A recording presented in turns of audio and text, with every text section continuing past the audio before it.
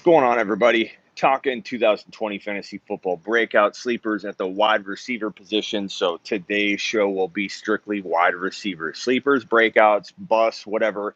We're going to kind of focus on breakouts and sleepers, but you can throw out kind of whatever you want, assuming it relates to wide receivers. So stick on the topic if you can.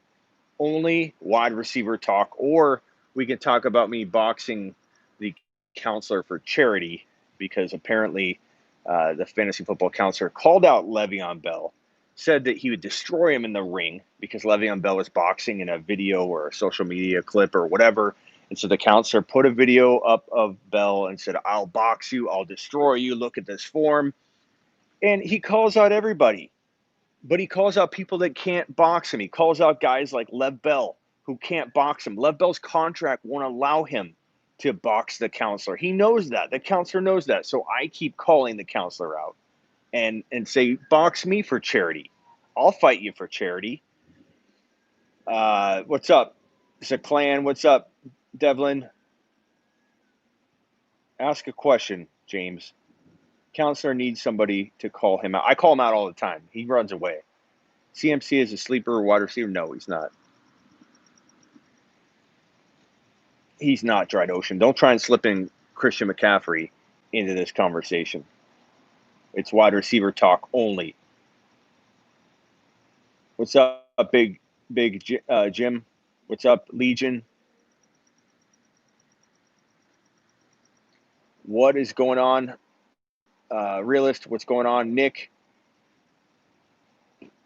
10-team league redraft, A-Rob, Odell, or Evans? I go Evans, man. Evans all day. I don't want to say all day. That sounds like it's A-Rob can't compete. Of course he could. But I definitely go that route. Chark, Lamb. I go Chark myself. Definitely. I mean, we're talking redraft, right? If we're talking dynasty, Lamb's got, an argument to be made, but I still go Chark. Chark all day. Chark is Chark's a low end wide receiver 1 to me. DJ Moore, Evans, I go Evans. Will Fuller, a sleeper, absolutely, for as many games as he can play and muster up. I don't know that Will Fuller will play a full season, but what I do know is that Will Fuller has the trust of Watson. I think Will Fuller, if he was to go down, he could come back potentially depending on the injury, whereas Cooks gets hit in the head. Cooks doesn't probably return. That's kind of the fear with Cooks. Cooks' injury makes him very vulnerable, whereas, we don't know what's going to happen to Will Fuller. Something's going to happen to him, but we don't know how long he'll be out. Serious question, though, is John Brown still an option, or do you think Diggs takes all the volume? He's an option, depends how late, but yeah, people shouldn't forget about him at the tail end. I'm talking like last pick in the draft. He's oftentimes undrafted, and I do like John Brown to an extent. 8th and 13th, I'm going to go Cheetah and then Jacobs, Edwards, Hilaire, or maybe Drake. I don't hate that. If you think you can get one of those running backs, then yeah, I don't mind you going Tyreek Hill. The problem becomes when you basically run out of the running backs that you like at that 13 pick, but I doubt you will at 13. You'll probably be okay. No, guys, who do you like in Washington? AP is going to be the guy initially, and the only reason I'm answering this question because we're talking wide receivers only, realist, you know this. What's up, highlights? Is because Gibson will be pulling in a lot of passes, playing both wide receiver and running back. So I like Gibson a lot for the long term. But AP is going to be the guy right away as rookies, evolve with a very, very crazy offseason that won't allow them to absorb things. Smitty, where are you streaming from? I am streaming from a local place that I kind of hang out a lot. Hate to say it, but Chark had a better year than DK. Both are going to be absolute fire in 2020, so no apologies needed. You guys definitely want to make sure you own both Chark and DK everywhere you can, and I like them together in a lot of leagues. I like drafting both of these guys together. I hate when you sit down somewhere. I'm social distancing. There's no need for anybody to be around me. and I sit at a bench right there, and like 3 people just come up right there. Like there's tons of places to be. Like what the hell are you doing? Top 3 wide receiver sleepers. I mean, you know the drill, baby. It's AJ Brown, who's no longer a sleeper, but he's gonna be so big and explode from his freaking 4th round ADP that he really still is being slept on. So I make the rules. I don't care. AJ Brown's still a sleeper. I don't give a crap what people say a sleeper is supposed to be defined as. I'll define it how the hell I want. And AJ Brown is still being slept on to like the tune of 2 rounds. Don't tell anybody because I want to continue to get him at 4th round value. But he's going to absolutely annihilate 4th round value, just completely destroy it. Hollywood Brown is going to annihilate and destroy 6th round value, 7th round value, wherever you can get away with getting Hollywood Brown. Get Hollywood Brown as late as you can get him. DK Metcalf, why is he falling? He climbed into the 4th round. I feel like we had a lot to do with it in the fantasy football show community. And then now DK Metcalf is freaking falling to the 5th round again, which is absolutely asinine and head scratching. And I think that DK Metcalf is going to be an absolute monster. Low end wide receiver 1. DJ Chark, low end wide receiver 1. They have the potential to be high end wide receiver 1s, but I'm just going to put a cap on it so people don't run for the hills and not return to the show. I've got to be a little bit reserved. Calling DK Metcalf a wide receiver 1 at all and DJ Chark a wide receiver 1 at all is bold enough for the average bear. I'm liking some Mecole Hardman in that 10th round range. That gives you a little variety of big name sleeper. AJ Brown, yeah, deal with it. He's a sleeper being slept on. Hollywood Brown, middle range. DK Metcalf, high to medium range, and then Mecole freaking Hardman is deeper down the way, but potentially a wide receiver 3, breakout wide receiver 3, excellent wide receiver 3, and you can draft him as your wide receiver 4. You don't even need to start Mecole Hardman in week 1. You can let him develop and then put him in your lineup at wide receiver 3 when he's ready. When he's simmered, he's at the right temperature. They throw him out there on the field, and he's consistent. Then you put him in your lineup. You can start him at your wide receiver 3 too. Hardman will not get enough targets. I disagree, and that's why we play the game. I think Hardman's going to be fine. He's going to be well fed, bro. Well fed. He's in an offense where there's a lot of scraps, man. There's a lot of food, a lot of leftovers to be had. I don't like that at all. Mecole Hardman will be fine, but that's why we play the game. I'll put it this way. You think little targets? I think plenty of targets. We're just going to have to disagree on that one, bro. Like hardcore, but that's why we play the game, and I appreciate your stance and your opinion, but we couldn't disagree more on that one. Thoughts on Hollywood Brown? Already talked about him. He's going to blow up. I love Hollywood Brown in 2020. He's been working on his footwork. He gained 20 pounds of muscle. And if you watch his YouTube or his Instagram videos and follow him on social media, he's quick as hell. His feet are healthy. The foot's not going to be a problem. He's working with the footwork king who works with a lot of players and gets their footwork to an optimal level. And if you know anything about football, if you watched football last year and combine that with knowing something about fantasy football and football analysis and evaluation process and everything, you know, based on week 1 of 2019, that Hollywood Brown is more than just a guy that stumbled on a lot of good production in week 1.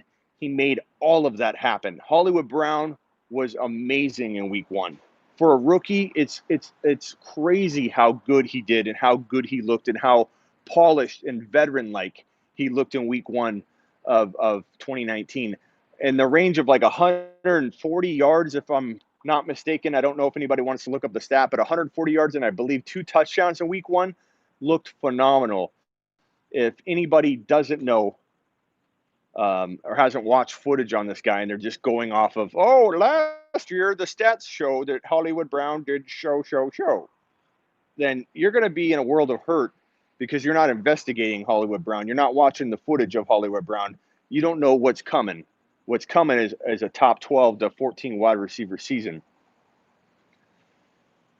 And to think he only did that on 25 snaps in week 1. That's what I'm talking about. Your biggest boom or bust wide receiver. Oh God, I hate this one. This one brings out all the haters. I worry about Julio Jones eventually dropping off, the foot coming back to bite him. Smitty, he hasn't missed games. His foot's been fine. His foot's okay. What do you want from me? My gut tells me stay away from Julio. My gut tells me stay away from Julio. Not because he's a lock to bust, but because there are safer options all up and down the board, everywhere near his ADP. Why go near him? Why go near him? He will eventually drop off. Wide receivers drop off typically entering their 32-year season. He's 31.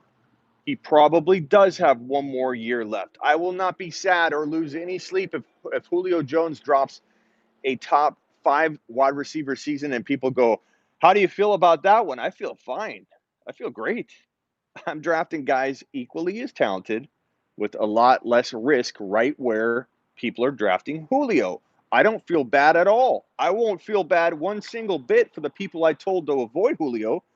There's safer options right next to him, up and down, above him, below him, 3 to 4 spots in either direction.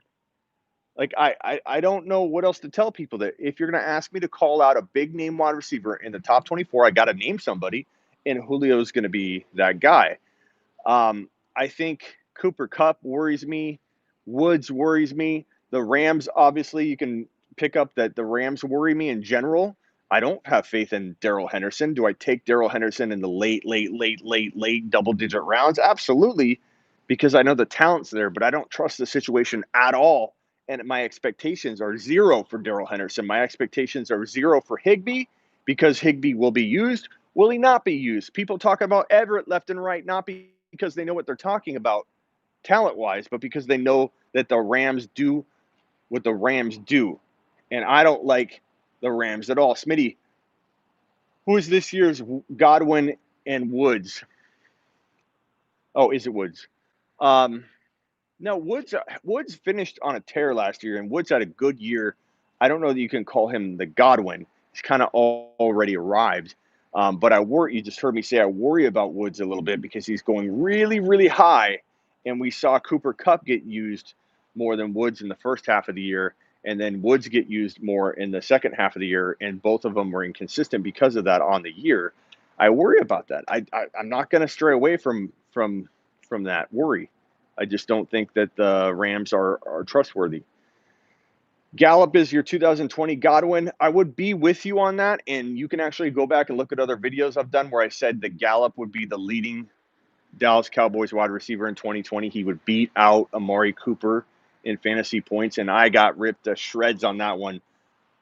And CeeDee Lamb kind of changes all that. I like Gallup. I think Gallup will do really well in spots, but I think Lamb's going to kind of pull back that upside and limit it, put a governor on Gallup's freaking upside. I like Gallup a lot. I'm not saying he can't do exactly what you're thinking and exactly what I thought in spots, in strings of games, but ultimately he'll be inconsistent because of Lamb. Lamb is going to eventually be the wide receiver 1, and it won't take him long. If you think Lamb's going to take 2 or 3 years, I think right after year 1, he's going to walk in like A.J. Brown, walk in like Hollywood Brown, walk in like these sophomore wide receivers that are walking McLaurin into 2020 with high-ass expectations because they did so well as rookies, and rookies are evolving very quickly. COVID could change that. Maybe it won't.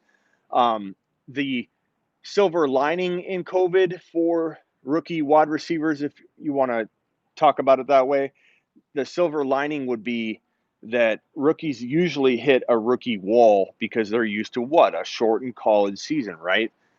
If they don't get used and deployed right away in week 1, the longer it takes a rookie to come along, it's disappointing early on, but they get in their groove, and by week 3, 4, or 5, they're going full steam. They've learned the offense. They've absorbed everything. And then before you know it, these rookies are not hitting that rookie wall, and they're having 9 straight good games. That happens a lot of the time. Rookie running backs more than anything hit a rookie wall because of the workload and the volume they're not used to. Their bodies break down, and sometimes they revive themselves after week 11 or 12. That's kind of the nature of rookie players. If you historically look at rookie production, and I'm talking about dating back to when I started in the industry, which is in 2003 or 4, and I started playing fantasy football in 1992, 93. That's when rookies didn't do crap. You drafted a rookie, you were laughed at. And there wasn't a lot of dynasty back then, if any. And so rookie wide receivers were not freaking, um, you know, they weren't drafted. Smitty, why is your location active? What does that mean? My location active. I don't know what that means. What's it say for my location? Does that mean people can come find me right now? Well, bring it, counselor. It says Phoenix. I don't know. I don't know what you mean by active. It says Phoenix, bro. I'm in Phoenix. Come find me, Noah. Um, if Thielen stays healthy, he could be a bounce back. Not a sleeper or a breakout, but a bounce back, sure. What do I think of this trade? There better be a wide receiver involved. That's all I'm going to say, GOAT. No, there's not. Take a lap, but I'll answer it anyways. Love Bell and Gesicki for Kittle. I take Kittle over the middle, especially if it's dynasty, but if it's redraft, I probably still do. How's COVID in Phoenix? Hope all is safe. COVID's not doing as well as, it's dying off a little bit, but Phoenix is definitely a problematic hotspot type area. So I definitely would avoid Phoenix if you could. But I think things are getting better. Things are getting a little bit better. But we don't really know. No one's telling anybody anything anymore. Honestly, I don't even know. How do you like Steelers wide receivers this year? Honestly, I get that question a lot. Deontay Johnson. You like Deontay Johnson? I don't know that I do. And it's not that I think he can't do well, but I've got a tough enough time trusting Big Ben and getting Juju back on track. I'm not going to start banking on the number 2 wide receiver. I got to worry about Juju. I'm going to put my faith in Juju in 1 or 2 leagues max. But at this point, man, I'm not trusting anything past that. I'm not really trusting Big Ben at any sort of starter capacity from a fantasy perspective. But as a backup, sure, I take Big Ben. But 5 spot in my draft, Dalvin Cook or Clyde. You got to go Cook. Guys, I'm the biggest Clyde Edwards-Helaire supporter that there is. I mean, find somebody that likes Clyde more than I do. Find somebody that had Clyde as high ranked as I did before all this Damian Williams opting out news broke. Now everybody and their mother has Clyde Edwards-Helaire in their top 7, 8 overall, or you have people that think that's crazy, and a lot of people think that's totally normal. But you have to play it safe. You can't be crazy with it. Dalvin Cook on up, you got to take those running backs first, and especially because Dalvin Cook could be handcuffed like that very easily. No excuse whatsoever for you to draft Cook and not have Madison. You should be ashamed of yourself if you draft Cook and you don't get Madison. Ashamed. Completely ashamed. Take a lap right now. Ashamed of yourself. Kamara, same thing. To Lat Murray. You got to cuff him to Lat Murray. Very, very easy to do. Zeke Elliott to Tony Pollard. Tony Pollard is definitely a value. You can grab him so late, round 8, when people are grabbing wide receivers you may never even start, on your team. Past these 3, I start thinking Clyde. I'm okay with Jacobs ahead of him. Like if you want to draft Jacobs, and the argument's totally there that Jacobs is going to get the PPR work. Jacobs, even if he doesn't get the PPR work and disappoints in a worst case scenario, Jacobs is still worth a top 12 overall pick, people. Top 12. And if Jacobs gets the PPR work, he's top 5. So I don't want to hear it. I don't want to hear Jacobs is risky. He's not. He's not. Jacobs is so freaking safe. He has the lowest or the highest floor and still a very nice top 6 overall, top 7 overall ceiling value if all goes well. And if all doesn't go well, the dude drops top 10, top 12 overall numbers for you on a disappointing Crimea River season. So I'm okay with him over Clyde, but I'm okay with Clyde over Jacobs. But you got to take Cook, you got to take Kamara, you got to take Zeke, and of course you got to take McCaffrey and Barkley. That makes Clyde Edwards-Helaire That's what, 1, 2, 3, 4, 5, the number 6 running back. Smitty can count tonight. The number 6 running back could be Clyde Edwards-Helaire. I'm totally okay with that. If you draft in like 4 leagues and you got the number 5 overall pick in 4 different leagues, yeah, I mean, go Clyde in one. Sure, I'm fine with that. You'll miss out on owning Clyde. Don't miss out on owning Clyde. If you can only get Clyde in 1 league and you got to take him at 5, I'm okay with it. If you play in a lot of leagues, I'm okay with it. If you've got 1 freaking league and you're putting everything on the line, you probably want to go with Cook, Cuff, and the Madison. Now, I will say this. I could make an argument if you asked me to. Smitty, flip the script. And I do this a lot. It's a segment that I do. I was going to do it with another analyst, but he kind of bailed on doing it. So I think I'm going to do it by myself and just implement the idea on Instagram. Flip the script. I'm going to argue the other side of the coin, even though I just told you how I really feel. I'm flipping the script, and now I'm going to argue in favor of Clyde at number 5. You could cuff him to Darrell, Williams, and Washington. Maybe even Darwin. And you can say, oh, I'm not taking 3 or 4 running backs for 1 position. Then don't. Hold my beer and watch me. Because if I draft Clyde, Darrell, and at least 1 more of the other running backs, whoever I believe to be most competent and most likely to climb up and grab starter carries, let's say Darwin feels like he fell out of favor, then it's Washington, it's Darrell, and it's Clyde. Unless I'm in a league with 5 or 6 bench spots, I will grab all of them. And I don't care. If you don't like it, if that makes you uncomfortable and you're this by the book freaking drafter, then don't do that. I'm going to do it. And owning Darrell Williams and Washington with Clyde Edwards-Helaire puts me in a position to be completely covered the same way you are if you draft Madison and Cook, Lat Murray and Kamara, Tony Pollard and Zeke Elliott. So I am fine. Yeah, trying to get me going, Dried Ocean, never take a QB early. You know better than that. There's a video coming out tomorrow, Dried Ocean, on where to draft Lamar and Mahomes. You guys have gotten enough never take a QB early advice from me. Right, I get it. But I'm going to create a video because I keep getting asked, Smitty, where do I exactly take Mahomes and Lamar? Who do I take over Mahomes and Lamar? Do I always draft XYZ over Mahomes and Lamar no matter what? Do I rotate it? Do I go with flow? My video coming out tomorrow on YouTube right here, smitty1.com, is going to walk you through where exactly to take Mahomes and where to exactly take Lamar. So get ready for it.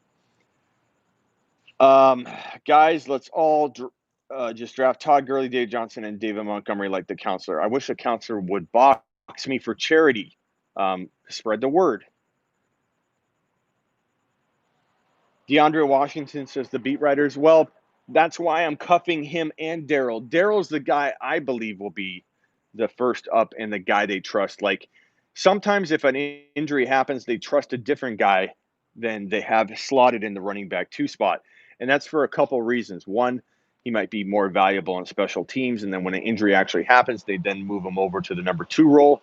Darrell Williams may not be, in a lot of people's eyes, the number 2 yet, but the Kansas City Chief offense is so complex. It's hard for me to imagine Washington picking it all up this fast. It took Damian a long time, more than a year, to pick up the offense.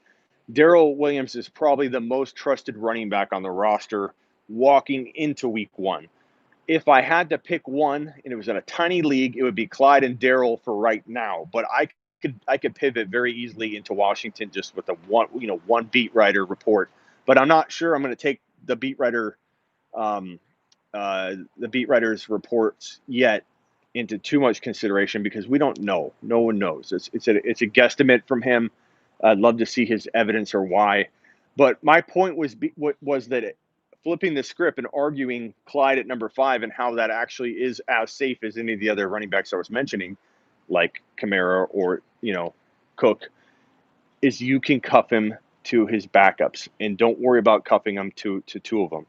I look like Eminem. I've heard that before, Ramirez. I heard it a lot growing up when I was a lot younger and he was younger. We looked even more alike when we both were younger. I would get the, would Slim Shady please stand up when I go into a bar or a room. Ocean, in a 10-team league, I do not take a QB in the first 2 rounds. Well, Cobra, I do. I don't always do it. Tom Brady's my favorite late grab. I build tons of teams I think are going to crush everybody with a Tom Brady build, and I build even more leagues I love that I'm going to crush people with Mahomes and Lamar in the second round. Wait for the video tomorrow, bro. Wait for the video tomorrow before you come to a conclusion.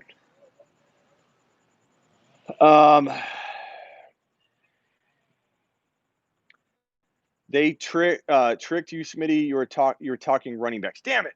I am talking running backs. Damn it! Back to wide receivers. I heard a big pop behind me. Back to wide receivers. Chark. Chark is my favorite wide receiver going in the freaking, I don't know, late fourth, but probably fifth round range. DK. DK is probably my favorite fifth round wide receiver. Hollywood 6'7". AJ Brown favorite 4. Wide receiver in the fourth round. My favorite wide receiver in the third round right now is probably Godwin, assuming Hopkins isn't there. So I'd say Hopkins, Tyreek Hill, and then the guy that's usually always there is Godwin. I think Godwin's a freaking beast at 14, 15 overall, if that's your plan of attack. My video that posts tomorrow on YouTube on smitty1.com right here will tell you exactly where to take Mahomes and Lamar, but they are right around 15 to 18. Don't listen to the noise. Don't listen to the hate. Don't listen to the regurgitation. Smitty, should I draft J.K. Dobbins for Adam? Should I draft J.K. Dobbins for Adam Thielen and a 2021? Should you draft or trade? I don't know what you're saying. Rephrase that, Rock. Can I get some Miles Boykin and Josh Reynolds best ball love in here? Not here.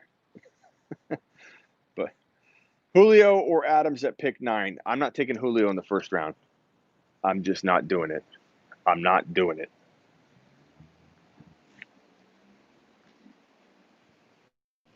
I take Julio in the second round, but I'm not taking Julio in the first. It's not because I hate Julio. It's not because I 100% think he's going to bust, but I do feel like there are 100% of the time going to be 2, 3, 4, 5 players, maybe 6 players I like more than Julio in the first round. So why am I going to take Julio in the first round? Doesn't mean I hate Julio. Doesn't mean I won't take Julio in the second round. But just because I like Julio, or you like Julio, or they like Julio, that you should be taking Julio in the first round. His ADP is not in the first round. No need to take him in the first round. Keenan Allen is a fade for you, Cobra. I would fade him depending on where he's going. But yeah, in general, I don't find myself drafting a lot of Keenan Allen. I just don't. I don't draft Keenan Allen very much at all, to be honest. Smitty, you're the man. What's up? Open 24. Thank you. Go Birds, baby. Smitty, is Morant in the first to reach? Yes. Why do you always ask me about him? Darius Geis or Antonio Brown make a team this year? Antonio Brown has a better chance than Geis probably, especially in today's world, man. I don't know how. First of all, Geis is going to get suspended. Is this suspension already known? Geis, have they even come out with that yet? If Keenan Allen falls to the 6th or 7th round, are you drafting him? Yeah, I mean, depending on the flow, but maybe. I'll do a wide receiver now in order. Rank Calvin, Ridley, Terry McLaurin, DK Metcalf, Robert Woods. I'm going to rank them DK Metcalf, and then kind of like a little bit of a spacer, man, like a little bit of a tier break. A little one, not a big one, but a little tier break because I want you to know how much more I value him. Then Calvin Ridley, probably. And then I don't think there's a tier break, but I think Woods and McLaurin are kind of tied right below Calvin Ridley. But Calvin Ridley I like a lot. I loved Calvin Ridley more last year than I love him this year. I'm going to be honest and tell you that I don't know why I'm not pumping him up when he was on my top 10 bold predictions last year. No one remembers that. I had Calvin Ridley on my top 10 bold predictions, becoming a top 12 wide receiver within 1 to 2 years. It was kind of like a mix of a 1 to 2 year prediction. And for whatever reason, I think because everybody's jumping on board now, I'm like kind of just not talking about it or, you know, talking that prediction up. But I do like Calvin Ridley a lot. How many teams are in your league, Rock? Says Cobra. Better to have a bench full of handcuffs and some handcuffs and plug and play players. Depends, man. I can't give you a blanket, answer on that. All I know is that flow of draft matters, context matters. But I love owning Tony Pollard, Madison, Lat Murray. I draft like 3 of those guys in rounds like 9 through 12 and forego a lot of plug and play players because I feel like I can get those guys later. You oftentimes, let's say a lot of my drafts consist of in the 9 to 12 round range, getting me Cole Hardman and then Pollard, Madison, and Lat Murray, like getting all 4 of those guys.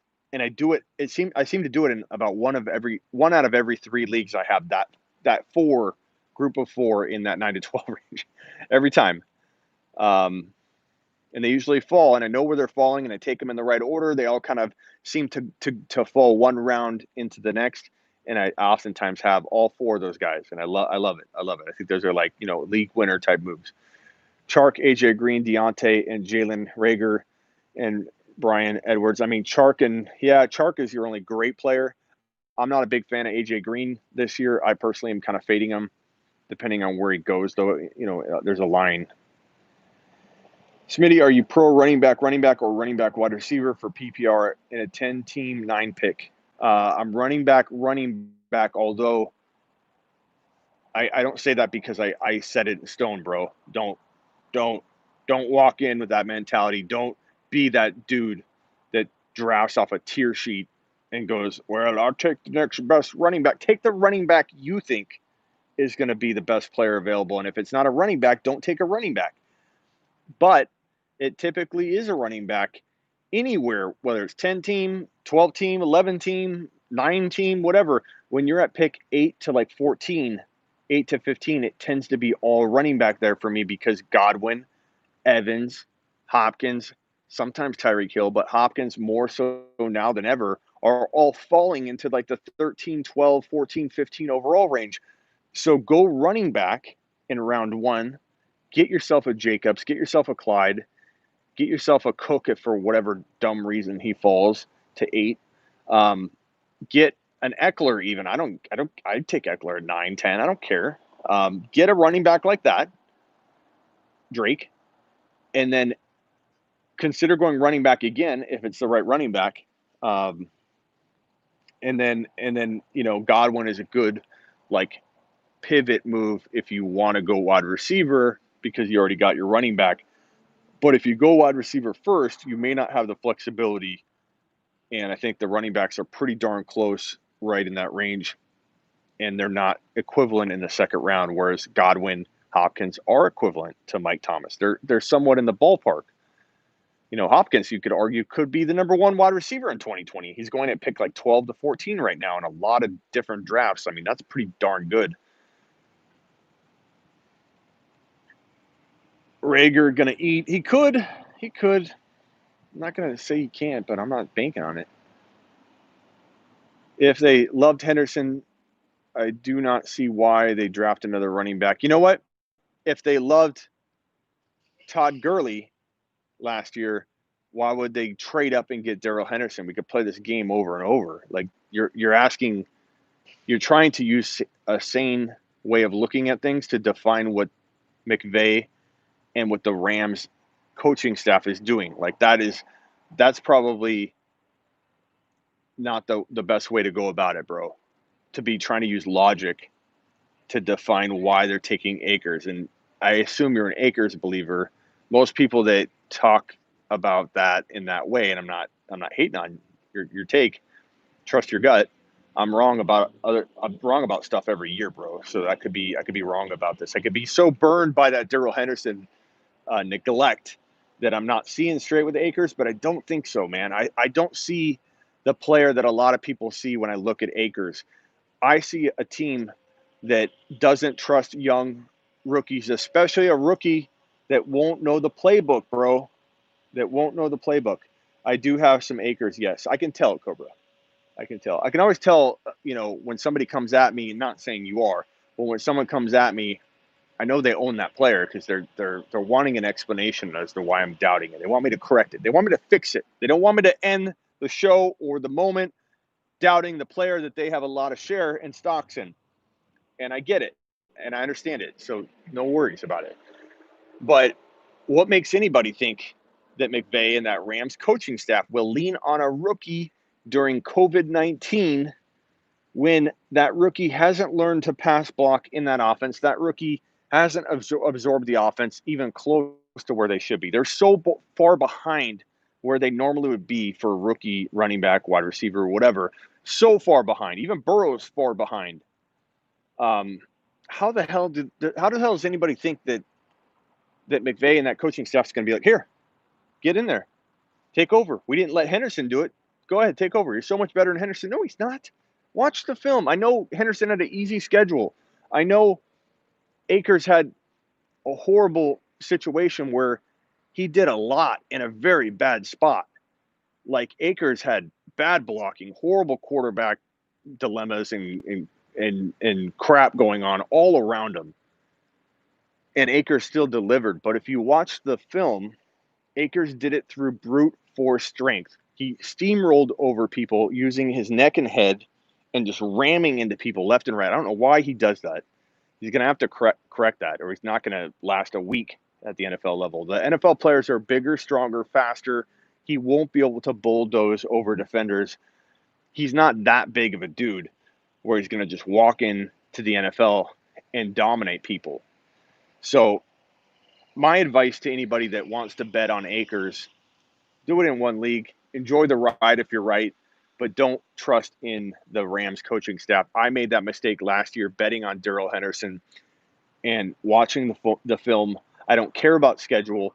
The eye test tells me Darrell Henderson is a talented, ultra talented, bleeding talent type player that's a difference maker. And if given a shot, would thrive at the NFL level. Not just do well, he would absolutely thrive. There's a reason Darrell Henderson, and I don't care about schedule when you're talking about these big numbers, this proven of a track record, but he's the number one running back in college football history in yards per attempt. Number one. And more breakout 20 and 40-yard runs than anybody in the nation. And he averaged 8 and 7.9 yards per carry in 2018 and 2017. So hate on Hendy all you want. I'm also kind of hating on the situation. I'm not trusting Hendy. Me saying stay away from Akers has nothing to do with me wanting Hendy to evolve and improve. All right, enough running backs. Dang it, you did it again. Zeke is my number 3. I don't know how anybody has Zeke anywhere else. It's Kamara. It's Barkley or McCaffrey. McCaffrey, Barkley. I'm not going to get into that dumb, silly debate. Pick who you want there. It's Zeke. He's had COVID. You can cuff Pollard really easily. Zeke and Pollard are a lock. I like Kamara and Lat Murray. They're also right there. And then Cook and Madison are right below that. After that, fair game, man. You can go Jacobs. You could go Clyde. You can go all kinds of players. Odell Beckham Jr., 4th round. Going to bounce back, says Avi. Avi, I'm on board in one league. When you hear me say that, that means I'm not, completely sold. But I'll try it. Avi. One league. Still too many running backs in that Washington football team. Whatever the hell we're going to call it. Yeah, I don't know if I'd say too many, bro. I would say Gibson's the guy to own long term meaning on the year, not dynasty. Dynasty is clearly the guy to own. But I think long term for 2020 alone, it's Gibson. It's AP probably to kick things off. I think AP's probably going to start the year as the starter. AP will be decently productive. And then from there, it's a transition period or until AB gets hurt before Gibson gets a shot. Okay, wide receivers. Let's get back to wide receivers. I mean, yeah, but true. I don't trust Baker, but I don't know. Odell might be a real solid pick, says Avi. Stefanski definitely dials back his passing attack. He moved over from Minnesota. You saw what he did with Dalvin Cook in the running game in 2019 in Minnesota. Stefanski's going to do the same thing in Cleveland. Baker's going to be more efficient, but throw a lot less, yardage, or what we expected them to do in 2019. He won't do that. Baker still may throw for more yardage or be better because they were so bad last year. But I mean, Baker will be put in a position to not do everything. And the good news, though, is that Landry may not be ready for week one, or if he is, he won't be 100%, and there's injury risk there. Odell is probably one of the better players you could put in that situation where you're wanting to get a lot with a little efficiency, get 10 touchdowns and, lower yardage than you want, lower receptions than you want, but still could get double-digit touchdowns and do a lot with a little. Even Gallup over Odell for you, Cobra. I don't blame you. Favorite of the rookie wide receivers, I think Mims in redraft and in Dynasty I like a lot, but he's not my favorite. My favorite, CeeDee Lamb. My next favorite is Jerry Jeudy. Then I go Mims. I'm not going Rager. I like Mims. I think Mims is a talent. I don't love his situation. I hate Darnold. But at the same time, man, a lot of times wide receivers like that get fed, like in New York, I think Mims will get fed. There could be a lot of production, and maybe a bad situation is a good one for a wide receiver. Down a lot in the third and fourth quarter, throwing the ball a ton, Mims could easily be the most productive rookie wide receiver based on that volume that could be headed his way. But CeeDee Lamb and Jeudy, they're the real deals. The only thing holding Jeudy back from being in my okay, this is going to happen quick category, and you're going to watch that baton get taken, not passed, taken from Amari Cooper by the end of the year. Not saying Cooper can't still deliver high-end wide receiver 2 numbers in that offense, but I really believe that baton is going to be taken out of the kung fu grip of Amari Cooper's hands if Cooper doesn't drop the baton and fumble it into the arms of CeeDee Lamb. Jeudy is dealing with a very talented Cortland Sutton, a very crowded Denver Bronco passing environment, and a quarterback I'm not 100% sold on, although I'm not predicting bust, but I'm staying clear away from him, and Drew Lock. I don't know that I smells a lot like Baker Mayfield to me, and hopefully I'm wrong. Hopefully he's more like Winston, even if I don't see the talent as much as other people do, or he isn't as talented as everybody expects. Maybe he's still Winston-esque in that offense is going to help him produce no matter what, and he's a top 6 quarterback or something. That could happen. I'm not saying it's out of the realm of possibility, but I'm staying clear until I see more from Locke. And the dancing and rapping and all the taking things like a little bit like Baker took them is, I think, rubbing me the wrong way, and I'm letting that bias kick in. And maybe I shouldn't. Maybe that's irresponsible of me to look at that and let it influence me. But I'm sorry. I see Baker. I want to see my quarterback picking up a phone, looking at an iPad, and trying to figure out what to do next, not dancing around and acting like a maniac. That's what Baker did. It got Baker in trouble. That's what Juju did all offseason. That's what Juju's doing now, and it's starting to worry me again when I was kind of on board with Juju bouncing back. Now, look at Juju. He's dancing on TikTok left and right constantly. Not that there's anything wrong with that. Oh, Smitty, you're getting old when you dance. You are going to have a bad fantasy football season. Sound old. Get off my lawn. Get off my lawn. But I don't like that Juju's not taking things like as serious as I feel like he should off of what a disappointing year he produced in 2019. Not all his fault, but come on, man. Take things a little more serious, bro. It's like he's not even focused. And that's what he was last year. He wasn't focused at all. He had all these off-season things going on. Like he's some veteran that's earned all of this, street cred and advertising, you know, authority, and he's taking advantage of it, and good for him business wise. But Juju has not earned what he's proclaiming to be in his like social media presence and everything about him. Go earn it, work, bro. Like you have so much talent in a pretty decent situation. If Roethlisberger stays healthy, that defense is elite. I mean, go prove it, bro. Stop scaring me with this crap. Clyde Edwards-Helaire before Sanders, of course.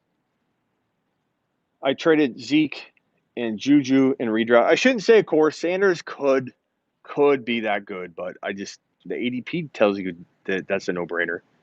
So maybe that's kind of more what I meant. I traded Zeke and Juju and redraft for Christian McCaffrey and Kirk. I mean, Zeke's pretty close, man. I don't know that I'm going to say you won an award on that one. You get the better player, but I don't know. I like Zeke a lot, bro. And if Juju does return to form, I don't know. I don't know that I can Smitty approve that. I don't think I can Smitty approve that. I'm not disapproving it though, but that's not going to make me stamp down that Smitty approved thing. Are you fine with owning Mahomes and Clyde? Absolutely, James. That's one of my more favorite stacks to do. And let me put that another way. I'd be fine with owning Mahomes, Clyde Edwards-Helaire, Tyreek Hill, and Kelsey in one of my leagues, and just looking at people's faces and trying it out. I almost pulled it off in one of my leagues, and I have I want to say I have Juju and Galladay to try and get Hill somehow, but I have Kelsey, I have Clyde, I have Mahomes. I don't know that I have Mecole Hardman. I may, but I don't have Hill. But I have Galladay and Juju, and I'm trying my damn hardest to get Hill. I want to roll with the all KC team in one of my leagues. I don't even care how dumb it looks. I did it with the Denver Broncos during the Peyton Manning explosion year, and I absolutely killed everyone with that Peyton Manning Denver Bronco team. So I'm 100% trying to deploy the all KC team, and I don't even care what kind of backlash I get. And give me that bye week. I'll still try and win that bye week. That would be so lit. Avi said, I need to get Tyreek in that league. I thought about trying to. I offered the guy that owns Tyreek. I'm like, I'll give you Galladay and Juju for Tyreek, and you give me somebody. And we didn't even discuss who. I want somebody, but he wouldn't even talk about it. Like it didn't even pique his interest. I'm like, damn it, I almost have this.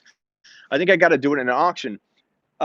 Double A with the $5 super. Any problem with Hopkins over Tyreek? No, not at all. Double A. I love that, bro. I'm okay with it. I don't love it like to where I'm endorsing that's what you do every time. But I love if you're bold, you want Hopkins over Hill. Trust your gut. They're very close. There's no argument from me. I could go either way. I kind of feel like I don't know if you saw this on one of my videos, but I think I was doing the mock draft. I think it was the mock draft video, the last mock draft I did on YouTube. And I took Tyreek Hill over Hopkins, and I said, every time I do that, I think my exact words were, I kind of regret it and wish I went Hopkins every time I do that. But the trending is, influential, and it's, you go Hill over Hopkins, but I don't know that I feel that way. I think in one league, will definitely go Hopkins over Hill, and in another league, I might go Hill just to kind of divide it up. If I only have one league, I go back and forth, and my heart tells me Hopkins, but I try not to let my Arizona Cardinal homerism kick in, and I think I might be backing off too much. So I like him. Avi says, nah, Tyreek Hill over Hopkins. It's preference, bro. There's no for sure anything on that. You're talking about a guy in Tyreek Hill that has a skill set that only his counterpart Mecole Hardman can even come close to matching. Speed, the quickness, all that, the situation, the quarterback. Like, that's why I love Mecole Hardman. But to say that Hopkins isn't the most talented wide receiver in the entire league, even over Mike Thomas, I believe he is. Mike Thomas has the volume. Mike Thomas is definitely in the top 2 or 3 talent-wise. Hopkins is my number one talent-wise in the NFL. It doesn't necessarily equate to fantasy. That's why Mike Thomas is number one. But D. Hopkins is just special. And people don't realize how much double teaming he faced in Houston. He may not get double teamed even close to as much in Arizona because you have Kirk, you have Fitz, you have weapons at wide receiver, but you also have Drake and you have a mobile quarterback in Kyler Murray. We might see DeAndre Hopkins unleash something we've never even seen before because he's been caged and double teamed for the past couple of years. I absolutely love D Hop. Hill has Mahomes, but Kyler Murray and Hopkins could become a top 3 connection in the league. I don't know that I would sit there and go, well, Mahomes and Hill crush Kyler and Hopkins in connection. Bro, I like to stack both of those situations all the time. Anyone in here done any DraftKings best ball yet? I have done a lot of best ball. I was doing it on Drafters. Use promo code Smitty when you go to Drafters, but try it out. Hopkins is safe, but Hill's upside is way higher. I don't know. I'd say way higher. Bro, you're using terms like way higher, greater sign versus a, maybe sign. Is there an equal, almost an equal / greater? What is that one sign in, is it like the greater sign with the equal or the equal sign underneath, the single bar underneath the greater sign? What does that even mean? Smitty's been out of the math game for a while. All I know is I wouldn't use a greater sign. I feel like that shows a tier break. It's like a tier break. There's no tier break between Tyreek Hill and Hopkins. But preference-wise, I get it. I get you want to go with him. Jacobs, you do good. What? I don't know what you're talking about. I'm trying. I think you're answering someone's question, Cobra. But thank you for doing that. Thank you for manning the questions in the chat, Cobra, and helping your fellow man out. Adams will get more targets than Hopkins, in your opinion. That could happen, but I got a trade offer for Zeke. You get Drake and Evans. I take Drake and Evans over Zeke. Yeah, I do.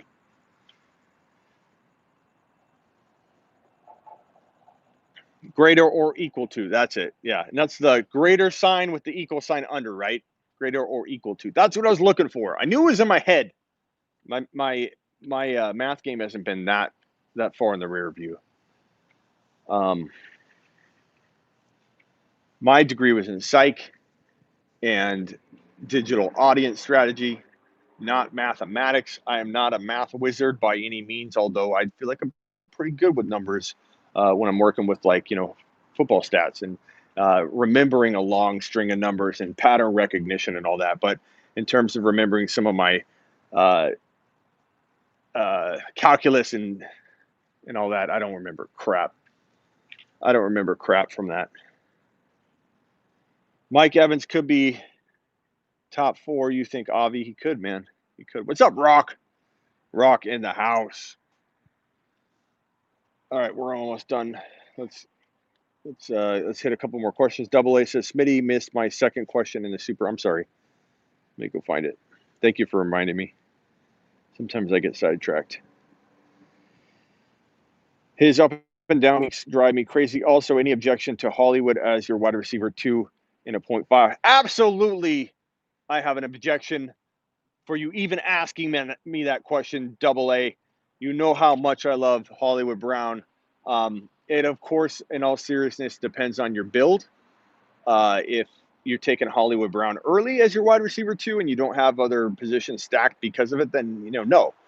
If you're going to stack the hell out of the rest of your team and then you go late on your wide receiver 2 and everybody's like, you don't even have a wide receiver 2, but you draft Hollywood, then hell to the yeah, bro. Absolutely love Hollywood at your wide receiver 2 if you're doing that kind of build. So context matters. I've drafted, like a Godwin and then stacked the hell out of my team and then later on got Hollywood and Mecole Hardman. And I don't care what people think of that. I've stacked my other positions. I love that when you're done with the draft and some a-hole comes along in your league, one of your buddies, and they go, "Look at your wide receiver 3." And you're like literally stacked at all your other positions. And you're like, "Bro, how do you expect me to get a wide receiver 3 that's up to your standards when I've got Mahomes, I've got Barkley, I've got Kelsey, I've got AJ Brown, and I've got, Kareem Hunt, or I've got Ingram and JK or whatever. And then, yeah, my wide receiver 3 is Mecole Hardman, and you're laughing at it. And that's the only thing you're looking at. Like, you're a moron. You're a moron. Galladay last year, when Stafford was on pace, he was number 2 overall. Dude, if Stafford stays healthy, holy crap. If Stafford doesn't stay healthy, guess what? Galladay's tested. Galladay's proven. Galladay can deliver no matter what kind of carousel QB crap they've got going on in Detroit. He is one of those receivers. He's proved it. It's on his resume. We know now. We know no matter what this situation, proof wide receiver will ball. And that's great news, because when you draft him at 3.1 to 3.04, where his ADP is, I wouldn't even be scared to take him higher. But when you take him at 3.1 to 3.4, you're getting yourself a guy that has top 5. You heard me. Top 5 to 10 wide receiver appeal, that's proven, tested, and you know what you're getting no matter what happens at the quarterback position. There's not a lot of players you could say that about. He's one of a few that you could say doesn't matter. Doesn't matter what happens to Stafford. If Stafford stays healthy, he's going to blow up. If Stafford doesn't stay healthy, maybe he doesn't blow up to be a top 5 wide receiver, but he's still top 10. And not a lot of wide receivers can pull that off. Galladay, baby. You bet, Double A. Thank you for the super chat, man. My new studio is coming along. I thought we're going to have delays. We don't. It started construction today. I'm going to have photos. I'm going to bring you along. It's going to be a tight space on purpose. I like to be in a compact, kind of closed-in environment. I don't like to have a whole room. I don't want a bedroom. I don't want a typical room with windows and, closets. I'm building a space that is designed specifically for my different sections of my studio. TVs on the walls. It's going to be double the size of my current studio. My studio right now is 10 feet long by about 4 feet wide. It's a very narrow, and I built it that way on purpose because I like that kind of setup. No, Samuel, it's not in the basement. It's not in Mom's basement. Mom brings me my meatloaf to the first floor. I'm building this on to the house, so I have another little Smitty coming into the world, people, and I had to expand. So I'm expanding, and in that expansion, I squeezed in a studio build, baby. So that studio should be built soon. It's like about, if I had to show you, let's see, let me count it off. So here's a line here. 1, I think that's about 12 inches. This would be 13. That's 12. So that's 2, 3, 4, 5, 6. So about here. So it's about this wide. So about 6 feet wide. And then it's about 10 to 11 feet. I'm sorry, 6 to 6.5 feet deep. And then it's going to be, I'm not building it here, by the way, in case anybody's just joining. And then it's going to be 10.5, 11 feet wide. So it's going to be a nice rectangle space. And it's going to be loaded with all of the toys that are going to allow me to bring you the best fantasy football content you could ever imagine. I'm more mobile inside the area. I can move around, and I'm going to have it mic'd up, and we're going to have a lot of fun. There's going to be different stations and different things to do. It's going to be insane. Torn on Chubb this year. Clyde or Tyreek Hill in Dynasty. I go Clyde. Clyde. Always Clyde. Always go Clyde. Also, Mixon and Miles have same bye week, says Cobra. I'm building a space specifically designed to avoid my in-laws. Dude, this is going to be, I like my current in-laws. They're good people, but I don't have to avoid anybody. But this studio is going to be more than a man cave. It's going to be phenomenal. I've got some nice little things that I'm going to put in there that you guys are going to get a kick out of. It's going to be great. It's going to be the best studio. Like I wouldn't have been able to think up a better space for this. And honestly, this is like the best one I could design. I want it a certain size for a reason, so I can navigate through there and produce content in a certain way with my style. It's going to be great.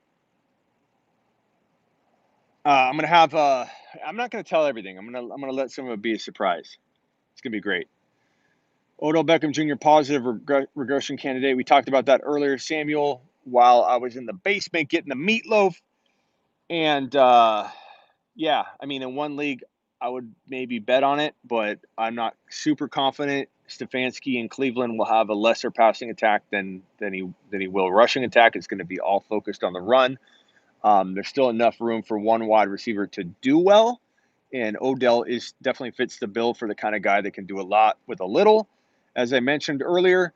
But it's still going to be a run-heavy attack. It's going to all depend on whether Landry's healthy, and I don't think he will be. So I think Odell will be set to do okay. Okay, Smitty, Drake, or Jacobs. That's not a wide receiver, but I think we pretty much abandoned the wide receivers only topic. Hit the thumbs up on the way in. Why do we have only 22? I have 30 to 40 people in the room. Wipe your feet. Drake or Jacobs? I think Jacobs is safer. Drake has a tad more upside. Maybe not a whole lot more, but a tad more. And he has a little bit more risk, or maybe a significant amount of more risk. But, I mean, Drake could be number 3. Jacobs is probably going to cap out around 6 overall for running backs. Drake could be 2 or 3, or he could be 25. I cannot wait for the first year of fantasy with Smitty. Going to be hype. Thank you, Avi. What round would you take Devontae Parker in? I don't know exactly where his ADP is now. It's been kind of moving. I'd say like 6 or 7. I love him there. I don't take him in 5, but I love him in like 6 or 7. Probably late as you can get him, but the later you get him, the more he's like a steal. Cup or Woods? I'm going to go Woods, but I don't blame anybody for going Cup, but I'm not going to go either. I'm going to stay away from that Rams team, except for maybe Hendy late, and I don't even trust Hendy, not because of him, because of that coaching staff. A.J. Brown or DJ Moore? Give me A.J. Brown all day, all day long. Michael, all day. Parker in the 6, about right.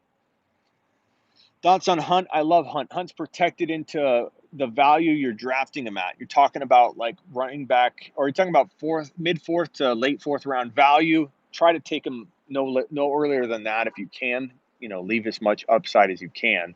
But he's protected into that. And if he gets starts, he wins you a league. Kareem Hunt's one of my league winners. Get Kareem Hunt. Get Kareem Hunt in at least 1 or 2 leagues. You will be so disappointed, I think, if you don't have Kareem Hunt. That's kind of the feeling I'm getting. Do I like Cooper this year? Cooper Kupp or Amari Cooper? To be honest, I don't love either. I think Amari Cooper should have a good year. I think Cooper Kupp could have a pretty good year. Yeah, but both are going a little high for my taste, so I can answer that question pretty much like that. And you can get Rojo later. Rojo, on the topic of Rojo, I don't know what you guys are talking about in here, but Rojo and I know McCoy's, people are worried about that, but figure that out. Whoever the backup is, if you think it's McCoy, if you think it's Vaughn, whatever. But my advice still applies. I think Rojo is probably one of the better emergency backup plan running back 2s if you get screwed based on flow. Not that you mess up yourself, but the flow is different than you anticipate. You stack really heavy at wide receiver, tight end, quarterback, and 1 running back, and you didn't draft your running back 2 and you're in a bind. He's like the always there backup plan savior running back 2 that you can grab in most leagues. It's pretty, it's pretty decent to grab him and Vaughn in a redraft league, not in a dynasty. Vaughn might fall now that McCoy's there, but I think if you end up needing a backup plan, go get Rojo. Go get him.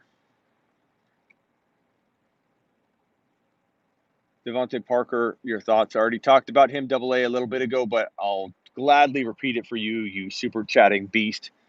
I think Parker could be high-end wide receiver too. And the weird part, coming out of 2019, he was like a third rounder in while the season was still going on, mock drafting. I remember Parker going like where AJ Brown is easily going right now, and Parker fell back. And now I like him again. I didn't like him then. It was too high, but man, I mean, he could be a wide receiver too. And Tua, if Tua gets in there, it's going to be bad for Parker. It's good that they have a backup plan for Fitz, and I think that makes me like Parker more. He's a little more secure, but he definitely gets downgraded if Tua gets in there. Tua's going to take time. These rookie quarterbacks are not going to just walk in there and light it up, and that includes Burrow. I think Burrow is not that much of a huge, upgrade, at least initially. He will be in time. I think Burrow's still untested, but Burrow could be a top 10 fantasy QB, but not his rookie year. He'll show flashes of it like Danny Dimes did last year. But think Danny Dimes. Look how doubted he is, and look how loved he is. He's half and half. Danny Dimes is half and half. And I think Burrow is going to have the kind of year that he walks out of 2020 with a half and half type of support group in fantasy football. His support system will be divided, and that means he will have had an inconsistent up and down, flashes of brilliance, flashes of bad all year long. I don't know why everybody's so set on Burrow blowing up in week 1 and just being the guy and making Mixon so hard to defend and no 8-man fronts. Like, give me a break. That's why I don't like Mixon. Who's your favorite rookie wide receiver? Lamb is my favorite. Ian, I like Judy a lot. I worry about Locke. I worry about the mouths to feed. I worry about how good Sutton is. Judy will eventually get there. The cream always rises to the top. But I think that it could take a little while for Judy. Maybe not. Maybe there's a quarterback play that we don't see by midseason. Who the hell knows? No one saw Tannehill kind of floating back up into relevancy. And even when I wrote about AJ Brown being the next Calvin Johnson back when he was a rookie draft pick and not even played yet,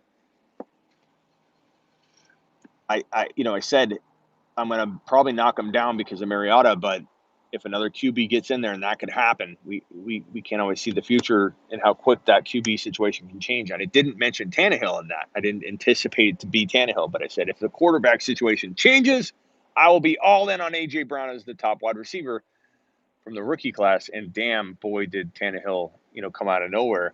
That could happen. Maybe Locke ends up being the guy. Maybe they have, something else brewing. Who's the backup in Denver? I'm blanking out. Who's the backup in Denver right now? Top back in Washington will probably not be top 24 running back. I think Gibson could be in time, but AP will probably start. Philip Lindsay's the backup quarterback. Who's the backup quarterback? Now, did I say running back? I'm sorry if I said running back, or Noah's screwing with me. Who's the backup quarterback in Denver? I'm blanking out on who the backup quarterback is in Denver.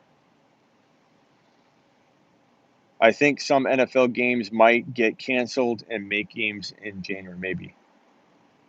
Who's the backup quarterback now, though, in Denver? Is it still Allen?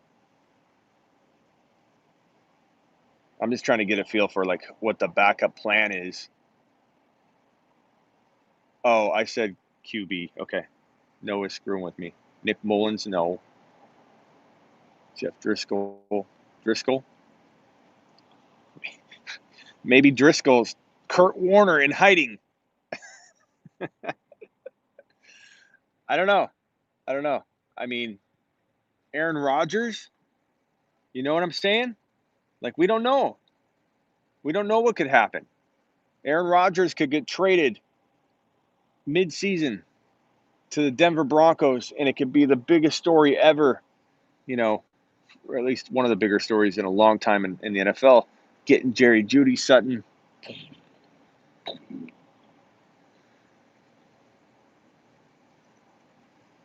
Aaron Jones worries me. McLaurin or Ridley. Probably Ridley, but I love McLaurin, man. I love both of those guys. All right, guys, I'm out of here. I appreciate all of you. Subscribe if you're new. Hit that subscribe button. Turn on notifications if you haven't. You need to be the notification gang, notification squad. And when I get in here, toss that hashtag out when you're here first, because I think it will influence people to hit notifications and turn it on so they can be a part of the notification hashtag squad. So keep remembering to do that when you hop in. Hit the thumbs up on the way out and get ready for more content. Tomorrow, that video drops on Smitty1.com right here on my YouTube channel. Smitty1 is the quick way to get back to the channel. But tomorrow, that where do you draft Patty Mahomes and Lamar Jackson in the second round? Where? It's in the second round, but where in the second round? And what players do I almost always draft ahead of Lamar and Mahomes? And what players do I sometimes draft ahead of Mahomes and Lamar based on situation? And what players do I never draft ahead of Mahomes and Lamar in that second round? I break it all down. I make it as detailed as I can, because for once and for all, I want people to know exactly what I'm doing with my Mahomes and Lamar drafting, where I'm taking them, why, who, what, when, where, how. I break it all down. It's going to drop tomorrow. Avi, Smitty, yeah, got to teach your kids fantasy so they should never lose a league. Maybe I'll have one of my kids take over my show. I'll hand it off at the ripe age, my ripe age of 80, 90 years old. I'll let that point step away and go. I miss a bunch of predictions. You guys bump me out, pull one of the kids in, and they take over. We'll keep it in house. Smitty, we'll even transfer the hats over. All right, later, people. Appreciate you.